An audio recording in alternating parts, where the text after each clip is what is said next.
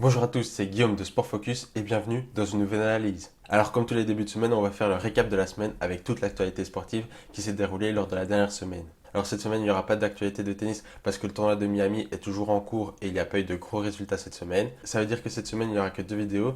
Une focalisée sur l'actualité footballistique et l'autre vidéo focalisée sur l'actualité plus en général et tous les événements sportifs qui se sont déroulés cette semaine. Et du coup, si vous voulez aller voir l'autre vidéo pour avoir toute l'actualité sportive, n'hésitez pas à aller la voir sur YouTube ou Instagram. Mais concentrons-nous directement sur ce qui nous intéresse, c'est-à-dire le football.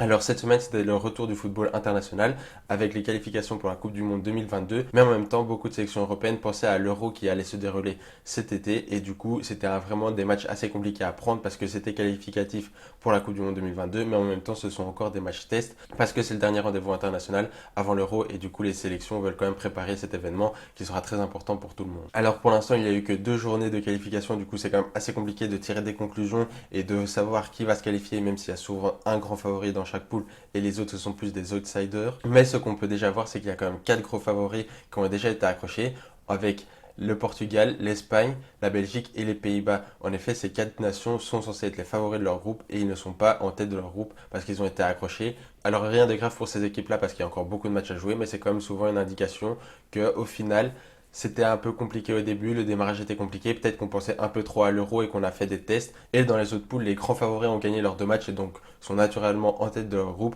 que ce soit l'Italie, l'Allemagne, l'Angleterre ou encore même la Russie qui est favorite de son groupe quand même. Et ben il n'y a pas eu beaucoup de surprises. Il y a juste eu la France qui s'est fait quand même accrocher par l'Ukraine, mais au final qui est quand même première de son groupe parce qu'après l'Ukraine a encore été une fois accrochée par la Finlande et du coup ça fait que les Français sont premiers de leur groupe même s'ils ont été accrochés. Et ensuite cette semaine il y a aussi une autre compétition qui est quand même très intéressante aussi, c'est l'Euro U21. C'est vraiment l'Euro espoir avec toutes les jeunes pépites de chaque pays qui essayent de montrer tout son potentiel, que ce soit pour montrer à son club qu'il mérite une place de titulaire ou bien même pour les A, pour pourquoi pas avoir une place pour l'Euro en été. Alors pour l'instant c'est juste la phase de poule et comme la qualification pour la Coupe du Monde, ils ont joué que 2 journées, il y a une dernière journée qui va se jouer mardi et mercredi. Après la phase à élimination directe est reportée en juin en même temps que l'Euro. Et donc pour faire vite un petit point sur le classement avant la dernière journée de poule qui va être décisive.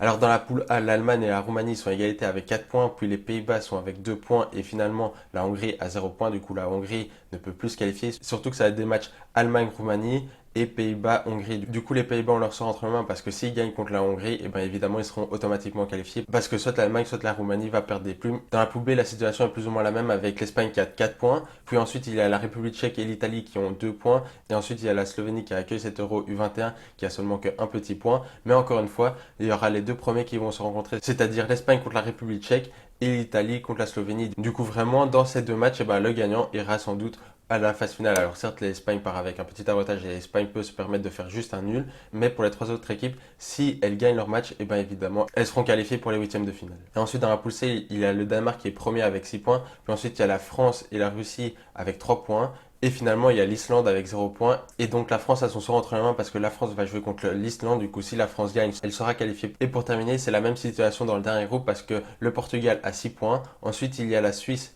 et la Croatie qui sont à égalité de points avec 3 points. Et ensuite, il y a l'Angleterre qui a 0 points. Et c'est la Croatie qui va jouer contre l'Angleterre. Du coup, la Croatie a son sort entre les mains. Si elle gagne, et ben elle va être qualifiée pour les huitièmes de finale qui se dérouleront en juin. Donc voilà, le récap de la semaine, c'est fini. N'hésite pas à aller voir l'autre vidéo pour avoir tout le récapitulatif de la semaine sportive. Et si tu as aimé cette vidéo, n'oublie pas de mettre un like et de le faire savoir en commentaire. Et n'oublie pas de t'abonner.